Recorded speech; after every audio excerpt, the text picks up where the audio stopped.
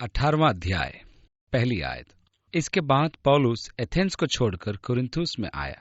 पौलुस एथेंस से इतना जल्दी क्यों चल दिया, हमें क्यों नहीं बताया गया। वह दरअसल तीमुथियुस व सिलास के आने की प्रतीक्षा कर रहा था, परंतु वर्णन में हम पाते हैं कि तीमुथियुस व सिलास उससे नहीं तब तक मिल सके जब तक वो कुरिन्थ आया। उसने उन्हें शीघ्र बुलाया था।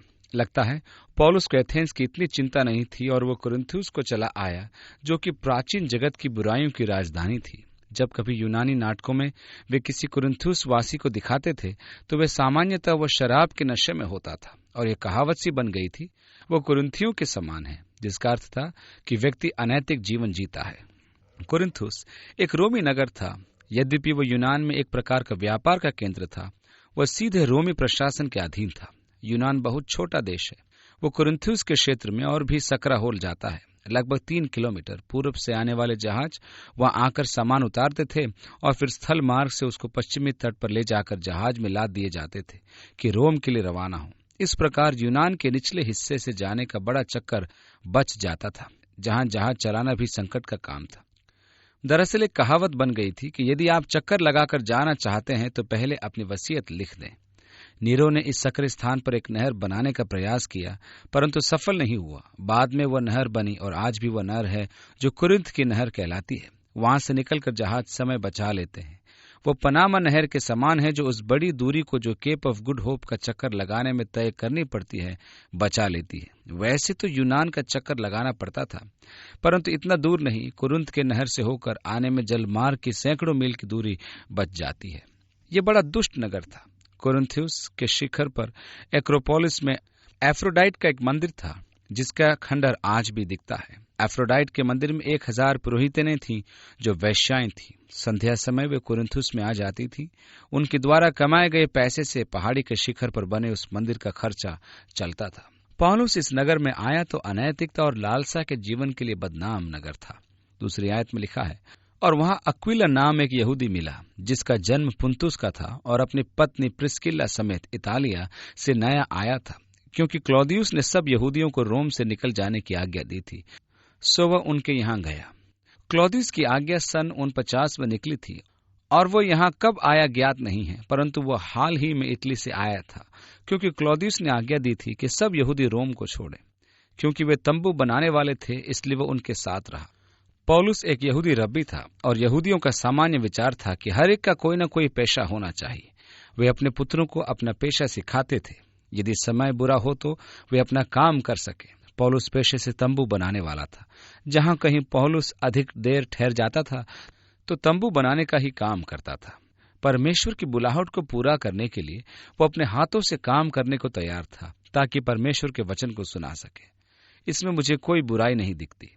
मेरा विश्वास है कि सुसमाचार के सेवक के लिए आवश्यक है कि अपने हाथ से काम करके अपनी आवश्यकताओं को पूरा करे, ताकि पौलुस के समान उस पर भी दोष न लगाया जा सके। उस पर यूनानी उंगली न उठाएं, इसलिए वह अक्विला और प्रिस्किला के यहाँ ठहरा हुआ था और वह तंबू बनाता था। यह काम शायद उसे उनके पिता द्वारा मिला था, जिसे वह अपने हाथों से करता था, और इस प्रकार वह अपनी आवश्यकताएं पूरी करता था। बल्कि जो यात्रा में उसके साथ होते थे, उनकी आवश्यकताओं को भी वो पूरा करता था, जैसे उसने इफिसुस में किया। जब तक तीमुथियुस व सिलास न आ गए, पौलुस तंबू बनाने के काम करता रहा। जब वे आए तब उन्होंने फिलिप्पी से पौलुस के लिए लाई भेंट उसे दी। फिर उसके लिए तंबू बनाने के काम को करना जरूरी न रहा और वो कुरिन्थुस में पूर्ण समय की सेवकाई में लग गया। फिलिप्पी में जेल के दरोगा ने विश्वास किया था। फिलिप्पी के विश्वासियों ने भेंट जमा करके पौलुस के लिए भेजी और उसे काम अब करने की आवश्यकता न रही। पौलुस इस प्रकार का पुरुष था कि यदि उसे पैसे की आवश्यकता होती थी तो वह काम करने लगता था। यदि प्रभु प्रबंध करता, जैसा कि फिलिप्पी से आई भेंट, तो वह प्रभु के पूर्ण समय की सेवकाई का इच्छुक हो जाता था।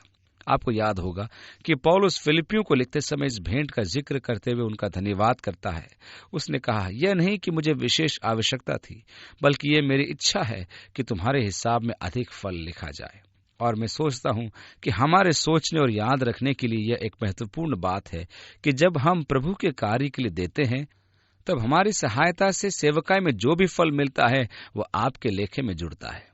पौलुस ने कहा, मैं उस भेंट के लिए जो तुमने भेजी तुम्हारा धन्यवाद करता हूं। यह नहीं कि मेरी कोई विशेष आवश्यकता थी, परंतु मेरी इच्छा यह है कि यह तुम्हारे हिसाब में लिखा जाए।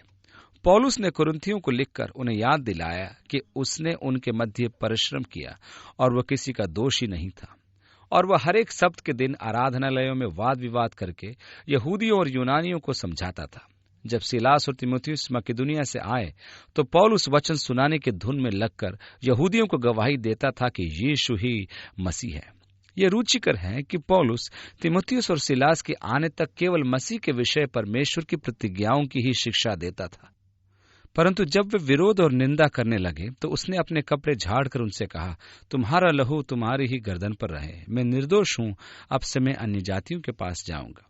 आपको याद है, जब पिलातुस पर यहूदियों ने जोर डाला कि यीशु को सलीब दे तो उसने एक बर्तन में हाथ धोकर कहा था, मैं इस व्यक्ति के लहू से निर्दोष हूं, तुम जानो। और उन्होंने उत्तर दिया, इसका खून हमारी और हमारे संतान के गर्दन पर हो। पौलुस ने अपनी जिम्मेदारी को समझा कि इन लोगों को मसीह के विषय बताए कि यीशु ही मसीह है, जिसकी साक्षी देना हमारी जिम्मेदारी है। हम लोगों का धर्म परिवर्तन नहीं कर सकते, हम किसी के मन को बदलने के योग्य नहीं है। हमारी जिम्मेदारी साक्षी देना है। पौलुस ने अपनी जिम्मेदारी को पूरा किया और ऐसा करके उनके लहू से स्वतंत्र हुआ। दूसरे शब्दों में, प्रभु के लिए साक्षी देने का उसे इतना बोझ महसूस हुआ कि उसको लगा कि उनके उद्धार की जिम्मेदारी उसकी है। आपको याद होगा, परमेश्वर ने यहेजकेल को एक विशेष चुनौती दी, और जब मैं तुझसे कहूं कि दुष्ट का नाश होगा और यदि तू दुष्ट के नाश की चेतावनी न दे तो वे अपने पापों में नाश होंगे, परंतु उनके लहू का हिसाब मैं तुझसे लूंगा। यहूदियों के लिए पौलुस को इसी प्रकार की चुनौती का आभास हुआ, परंतु साक्षी सुनकर भी वे निंदा करके प्रभु को अस्वीकार कर रहे थे। पौलुस कहता है, ठीक है, उसने उनसे तर्क नहीं किया और न ही उन्हें बदलने का प्रयत्न किया, परंतु अपना काम किया और फिर उनके खून से स्वयं को मुक्त किया। उसे लगा कि साक्षी देकर उसका काम पूरा हुआ। उसके और मेरे भी विचार में यह ठीक है। मुझे प्रभु की ओर से दबाव है कि यीशु मसीह के सत्य की साक्षी दूं कि यीशु ही मसीह है। यदि कोई विश्वास करता है तो धन्य है, परंतु यह पवित्र आत्मा का कार्य है कि उनके हृदय को विश्वास से भरे। यदि वे विश्वास नहीं करते तो मैं क्या कर सकता हूं, परंतु मैं कम से कम अपनी जिम्मेदारी से तो आजाद हो गया। परमेश्वर मुझसे चाहता है कि मैं साक्षी दूं। मुझे वेतन मिलता है, कमीशन नहीं मिलता। कितने लोग प्रभु में आए या नहीं, मुझे उससे क्या लेना देना। मुझे प्रभु की सेवा करनी है। और 7वीं आयत में आगे लिखा है, और वहां से चलकर वो तीतुस युस्तुक नामक परमेश्वर के एक भक्त के घर में आया, जिसका घर आराधनालय से लगा हुआ था। तब आराधनालय के सरदार क्रिस्पुस ने अपने सारे घराने समेत प्रभु पर विश्वास किया, और बहुत से कुरिन्थी सुनकर विश्वास लाए और बपतिस्मा लिया। पौलुस ने ये पत्री कुरिन्थियों को लिखी और आपने इस पत्री को पढ़ा है। मुझे भरोसा है कि आपने पढ़ा होगा। पौलुस ने कुरिन्थियों को लिखा तो उसने छोटे समूह के उन लोगों से लिखा, क्योंकि बाद में अपुल्लोस गया और उसने कुरिन्थियों में प्रचार किया और बहुत से लोग अपुल्लोस से आकर्षित हुए। पतरस वहां रह रहा था, इसलिए कुछ कहने लगे मैं पतरस का हूं, दूसरे मैं पौलुस का हूं, और कुछ कहते थे मैं अपुल्लोस का हूं। और पौलुस ने उनसे कहा, यह शरीर का कार्य है, तुम उन्नत नहीं हुए। तुम अपने आप को इन छोटे छोटे समूहों में विभाजित कर रहे हो।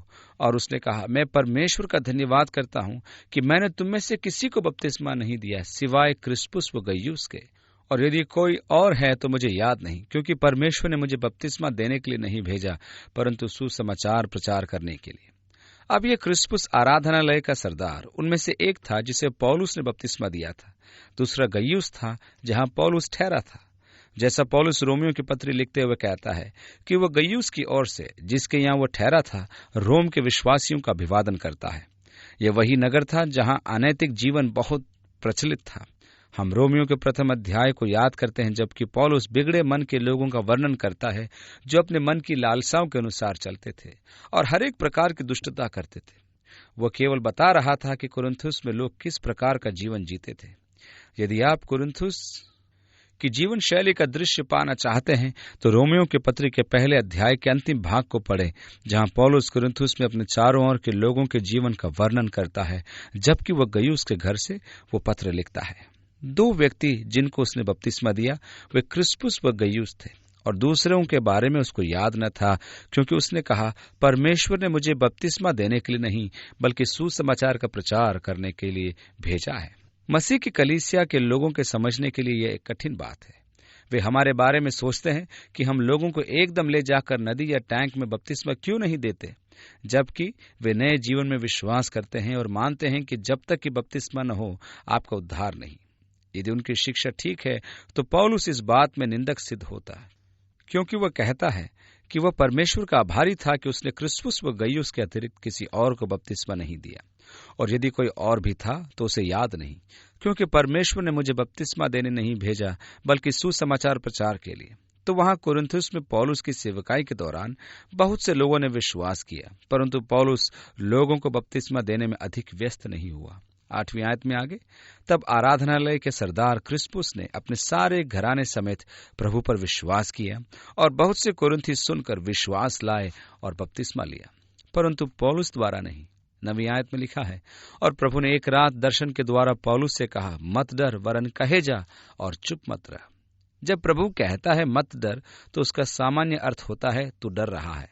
और पौलुस के डरने का कारण था कि जहां कहीं भी उसने प्रचार किया वहीं दंगा हो गया था, जिसके कारण वो बंदीगृह में डाल दिया जाता था, पीटा जाता था और पत्थरवाह उस पर किया जाता था। और यहाँ कुरिन्थुस में यहूदियों को भड़काया जा रहा था।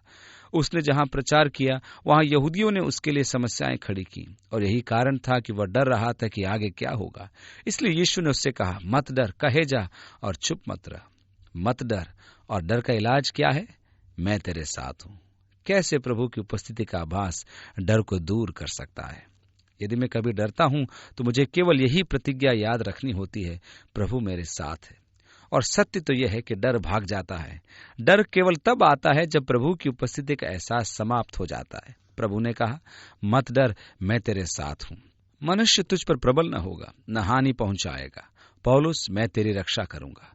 आपको अचंभा होगा कि प्रभु ने उसको दूसरे स्थानों पर क्यों नहीं बचाया। लुस्त्रा में उसको क्यों नहीं बचाया, वहां नहीं बचाया जहां वो पीटा गया या बंदीगृह में डाला गया, मैं नहीं जानता।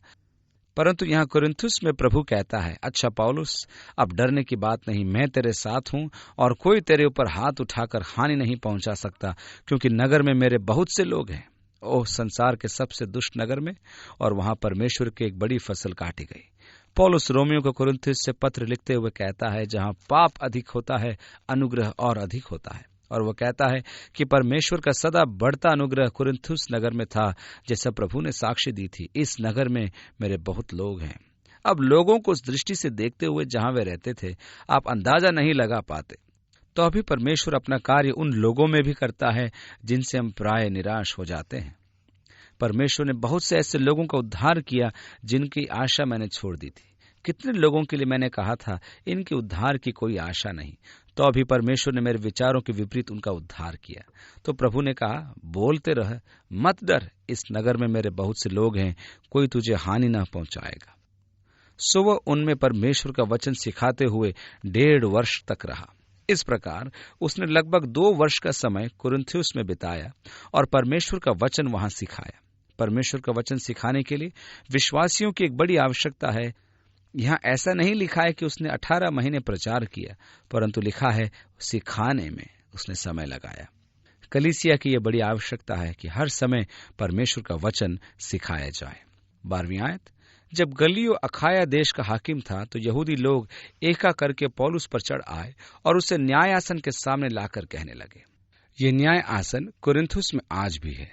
यदि आज आप कुरिन्थुस जाएं तो वहां आपको नगर के मध्य ले जाएंगे और वे आपको ये समतल क्षेत्र और न्याय आसन दिखाएंगे जिस पर गल्लियो बैठा करता था, जिसके सामने यहूदियों द्वारा पौलुस सुनवाई के लिए लाया गया।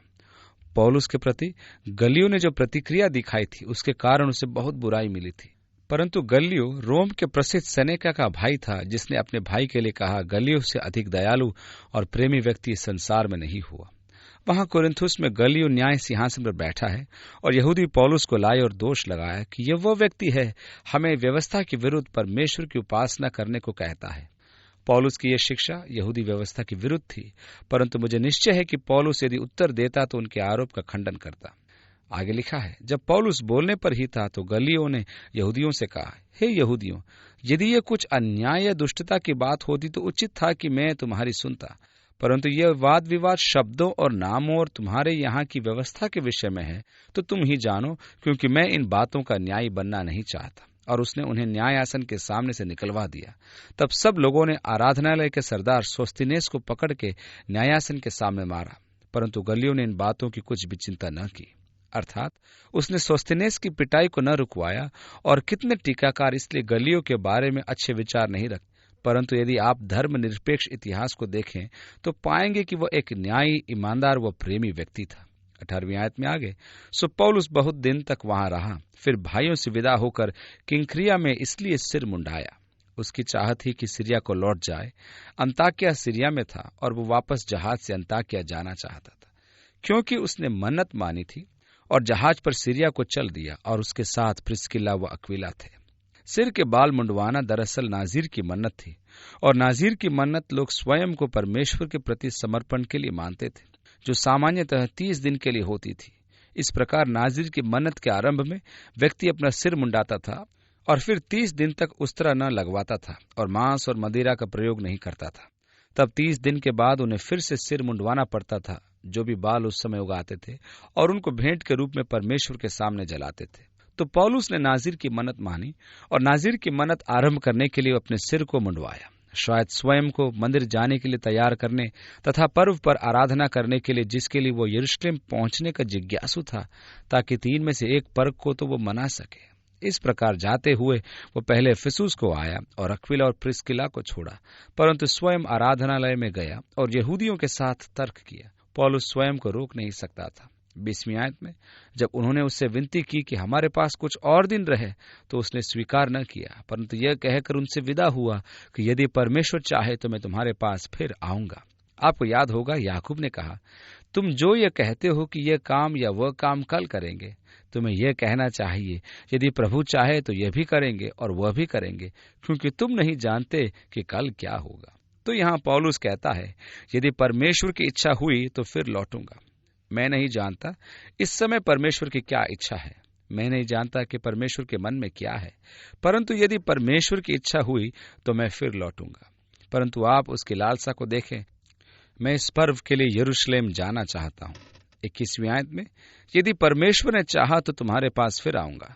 तब वह इफिसुस से जहाज खोलकर चल दिया और कैसरिया में उतर कर गया और कलीसिया को नमस्कार करके अंताकिया में आया। उसने कलीसिया का अभिवादन किया। लगता है कलीसिया ने उसका गर्मजोशी से स्वागत नहीं किया। यरूशलेम की कलीसिया के पुरनियों से शायद पौलुस के अच्छे संबंध न थे, इसलिए लूका पौलुस के यरूशलेम प्रवास का वर्णन नहीं करता है। वो वहां पर्व में उसकी उपस्थिति के विषय में कुछ नहीं बताता। उसने वहां कैसे समय बिताया, इसके बारे में लूका यहाँ कुछ नहीं बताता है, सिवाय इसके कि उसने वहां भाइयों का अभिवादन किया और फिर अंताकिया लौट आया, जहां से वर्षों पहले उसने अपनी यात्रा आरंभ की थी। 23वीं आयत, फिर कुछ दिन रहकर वह वहां से चला गया और एक और से गलातिया व फ्रूगिया प्रदेशों में सब चेलों को स्थिर करता फिरा। अब पद 18 से 23 में लूका 5 पदों में ही पौलुस की लगभग 1500 मील की यात्रा का वर्णन करता है, जो पैदल, जहाज द्वारा और शायद कुछ घुड़सवारी द्वारा उसने की थी। 1500 मील का वर्णन केवल 5 पदों में, उस अंतराल में, परंतु उन यात्राओं में जो कार्य हुए उनको लिखित रूप में उन्हें प्रस्तुत नहीं किया गया, वह भाग खाली छोड़ा गया है। 24वीं आयत, अपुल्लोस नामक एक यहूदी, जिसका जन्म सिकंदरिया में हुआ था, जो विद्वान पुरुष था और पवित्र शास्त्र को अच्छी तरह जानता था, इफिसुस में आया। अब आराधनालय में पौलुस उनके साथ विवाद करने के लिए अकेला था। उन्होंने विनती की कि वह और अधिक रहे, परंतु वह यरूशलेम जाने का इच्छुक था। जब पौलुस यरूशलेम की यात्रा पर था और फ्रूगिया तथा गलातिया से होकर इफिसुस की ओर लौट रहा था, तो उससे पहले अपुल्लोस, जो परमेश्वर के वचन को अच्छी तरह जानता था और पवित्र शास्त्र को ध्यानपूर्वक समझा सकता था, उस नगर में आया। उसने प्रभु के मार्ग की शिक्षा पाई थी और मन लगाकर यीशु के विषय में ठीक ठीक सुनाता और सिखाता था, परंतु वह केवल यूहन्ना के बपतिस्मे की बात जानता था। इसमें कोई शक नहीं कि वह यूहन्ना का चेला था। वह यूहन्ना के बपतिस्मे के विषय में जानता था। हम यूहन्ना के प्रचार के विषय में क्या जानते हैं? यूहन्ना ने कहा, मैं मसीह नहीं हूं, जो मेरे बाद आने वाला है वो मुझसे बलशाली है, मैं तो उसके जूते के बंद को खोलने के योग्य भी नहीं, और वह तुम्हें आग व पवित्र आत्मा से बपतिस्मा देगा। तो वह जानता था कि यूहन्ना ने मसीह के आने के विषय बताया कि वह निकट है और कि मसीह पवित्र आत्मा से बपतिस्मा देगा, परंतु यह व्यक्ति आधारभूत बल पवित्र शास्त्र के समझाने पर जोर देता था और वह बताता था कि मसीह का आना निकट है। 26वीं आयत, वो आराधनालय में निडर होकर बोलने लगा, परंतु अक्विला और प्रिस्किला उसकी बातें सुनकर उसे अपने यहाँ ले गए और परमेश्वर का मार्ग उसको और भी ठीक ठीक बताया। इस स्थान पर मैं अपुल्लोस को सराहता हूँ। एक ऐसा व्यक्ति जो पवित्र शास्त्र के ज्ञान में शक्तिशाली था, वो आत्मा में जोशीला था, वो वक्ता था, वो बुद्धिमान था। तो अभी वहां सुनने वालों में 2 व्यक्ति थे जो उन बातों को उससे अधिक समझते थे जो वो बता रहा था, क्योंकि पौलुस के द्वारा उन्होंने जाना था कि यीशु मसीह है और उनके जीवन में पवित्र आत्मा का सामर्थ्य था। यही कारण है कि मैं अपुल्लोस को सराहता हूं कि वह मंडली में इस दंपति की सुनने का तैयार था जो परमेश्वर के मार्ग को उससे उत्तम रीति से समझते थे। मैं अक्विला प्रिस्किला को भी अच्छा समझता हूं कि वे इस वक्ता को ले गए और उसको प्रभु का मार्ग सिखाया। ध्यान दें कि अक्विला व प्रिस्किला का प्रयोग परमेश्वर के साधन के रूप में हुआ कि उन्होंने प्रभु के मार्ग को पूर्णतया अपुल्लोस को समझाया। कुछ हैं जो स्त्रियों को पूर्णतया शिक्षा से अलग रखना चाहते हैं, परंतु स्वाभाविक रूप से परमेश्वर ने प्रिस्किला का प्रयोग उस उद्देश्य से अपुल्लोस के लिए किया।